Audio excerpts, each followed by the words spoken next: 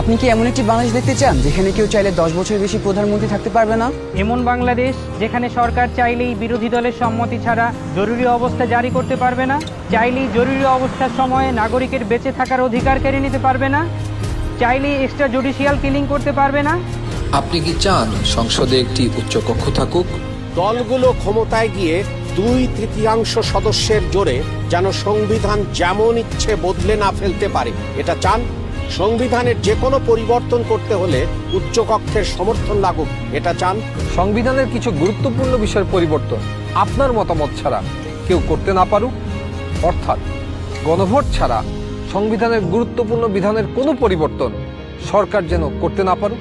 আপনি কি চান তত্ত্বাবধায়ক সরকার কিভাবে তৈরি হবে এটা সরকারি দল এবং বিরোধী দল মিলেই ঠিক করুক?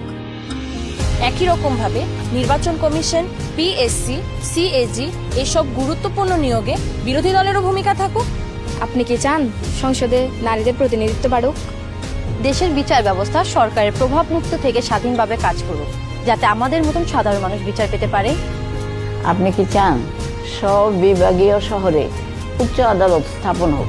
ধরেন আপনার স্বজন খুন হয়েছে, সেই খুনের দায়ে দণ্ডপ্রাপ্ত আসামিকে প্রেসিডেন্ট চাইলেই ক্ষমা করে দিতে পারেন।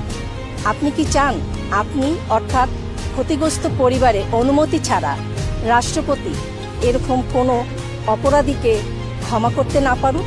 আপনি কি চান যে আমাদের মৌলিক নাগরিক অধিকারের সংখ্যা বৃদ্ধি পাওয়া উচিত? যেমন ধরেন ইন্টারনেট পাওয়া, এটাকে একটা মৌলিক নাগরিক অধিকার হওয়া উচিত, যাতে ভবিষ্যতে আবারও কোনো খুনি সরকারে সেই ইন্টারনেট বন্ধ করে আমাদের উপরে হত্যাযজ্ঞ না চালাতে পারে। রাষ্ট্রপতি এবং প্রধানমন্ত্রী ক্ষমতার মধ্যে ভারসাম্য বজায় থাকুক, এটা কি আপনি চান? বাংলাদেশের পাশাপাশি দেশের অন্যান্য জনগোষ্ঠীর ভাষার স্বীকৃতি পাক, এটা কি আপনি চান? আপনি যদি এই পরিবর্তনগুলো চান, আপনি যদি এই পরিবর্তনগুলো চান, আপনি যদি এই পরিবর্তনগুলো চান, তাহলে গণভোটে হাতে সিল মারুন। হাতে সিল মারুন। হ্যাঁ, সিল মারুন। হাতে সিল মারুন। হাতে সিল মারুন। হেতে সিল মারুন।